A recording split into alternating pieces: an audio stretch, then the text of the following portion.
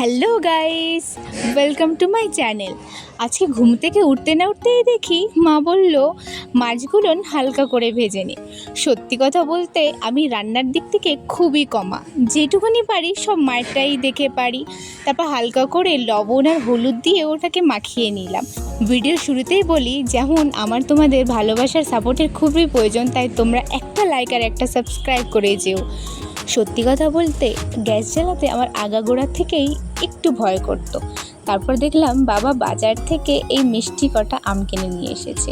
আম কিনতে দেরি, আমার বোনের খেতে একটুও দেরি না। তারপর মাছগুলো হালকা করে ভেজে নিলাম। মাছ ভাজার সাথে সাথে আমার বোনের পাগলামিও দেখলাম, কী যে পাগল। আমার কাজটা শেষ হওয়ার পর তারপর আমি আমগুলো কেটে নিলাম এবং সার্ভ করে দিলাম আমার বোনের কাছে। আমগুলো সত্যিই খুব মিষ্টি ছিল আর খেতেও ভালো। তারপর দেখি আমার বাবার কাজ শুরু হয়ে গেছে। স্নান টান করে দোকানে চলে গেলাম বসতে। এই রোডে জ্যাম বাঁধা প্রত্যেক দিনেরই ঘটনা।